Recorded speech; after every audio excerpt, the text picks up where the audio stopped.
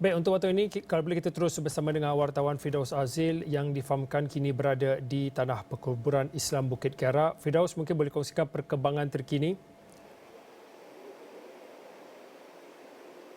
Okey, baik, terima kasih Fauzi di Pusat Penyiaran Asia. Untuk makluman, saya masih lagi berada di Masjid At-Taqwa di TTDI kerana jenazah Allahyarham Raymond Goh atau Muhammad Zaman Goh masih berada di belakang sana. Di dalam jenazah sedang dipersiapkan, sedang dikapankan dan sebelum diletakkan di dalam masjid ini untuk disembayangkan ataupun disolat jenazah.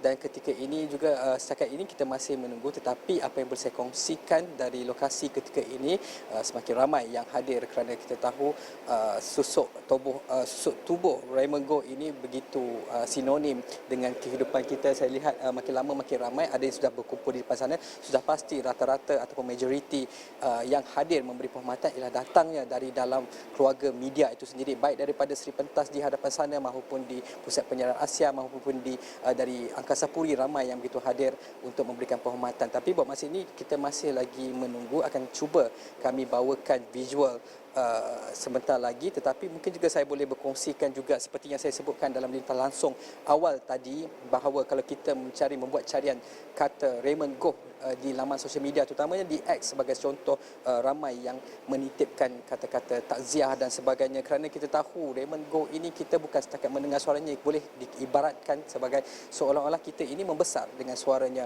kerana dahulu ketika dunia penyiaran itu masih agak limited, di mana kalau boleh kita ingat setiap kali kita menonton movie ataupun drama ataupun pada waktu malam, kemudian bila tibanya dekat pukul 12 itu tiba-tiba terganggu. Itu antara kenangan yang saya kira bukan saya sahaja yang merasakannya, tetapi bila saya membaca titipan-titipan ataupun perkongsian ramai yang mempunyai pengalaman serupa, itulah Raymond Goh. Tetapi bermasa ini kalau ada sebarang pergerakan, ada sebarang visual baru, akan kita kongsikan dari semasa ke semasa, Fauzi. Firdaus, mungkin boleh kongsikan pada waktu ini, Firdaus sempat menembubuat ataupun berborak dengan mereka yang hadir di perkarangan masjid itu. Mungkin ada yang menitipkan ataupun berkongsi pengalaman pernah bekerja dengan Allahyarham. Mungkin Firdaus ada ini berkesempatan untuk menebuah rakan-rakan yang berada di situ? Baik, sebentar tadi kalau kita dapat lihat atau mendengar lintas langsung daripada rakan tugas saya, Fariz Azman, yang pernah satu ketika 8 tahun bersama dengan TV3, bersama dengan Media Prima, apa yang disuarakan, apa yang dikongsikan oleh Fariz Azman itu tidak jauh bezanya. Saya bertanya dengan mereka, memang kata kunci ataupun yang sering digunakan untuk menggambarkan Allahyarham ini ialah satu, bersuara emas, tetapi kepribadiannya itu, walaupun beliau Allahyarham sudah berpuluh tahun, 3 dekad lamanya di dalam dunia penyiaran, datangnya orang baru macam mereka berceritakan, berkongsi pada saya, dia tidak langsung, Allahyarham tidak langsung kekok untuk berkongsi pengalaman ataupun berkongsi ilmu dan sebagainya, malah dengan orang luar juga, walaupun mungkin baru berjumpa seketika, tetapi kemesraan, kepribadian yang akhlak yang sering merendah diri itu berkongsi tanpa sebarang perbezaan, itu yang dikongsikan. Dan juga saya boleh, kalau juga saya nak berkongsikan ketika negara dilanda ataupun dikenakan perintah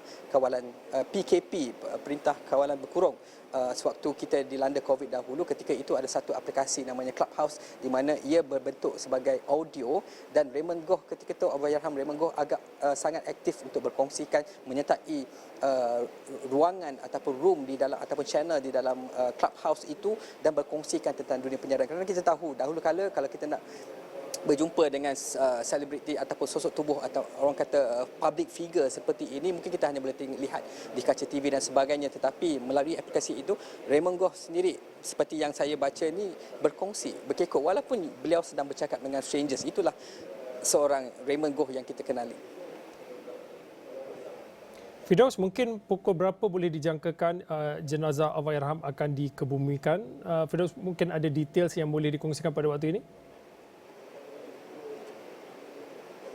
Baik, ketika ini seperti yang disebutkan, di dalam bilik jenazah itu, jenazah Allahyarham sedang dikapankan, kemudian akan dibawa ke depan ke dalam perkarangan Masjid Masjid At-Taqwa TTDI ini untuk disembayangkan, dan kita kira selepas itu akan terus dibawa ke tanah perkuburan Kiara di belakang sana. Jaraknya daripada sini tidak begitu jauh, mungkin dalam lingkungan 2 atau 3 kilometer saja. Jadi saya kira selepas asar akan selesai semuanya insya-Allah.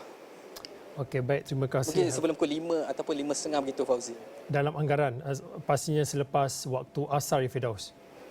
Dalam Okey, baik. Terima kasih Firdaus Azil atas Betul-betul. laporan ataupun perkembangan terkini langsung daripada Masjid At-Taqwa.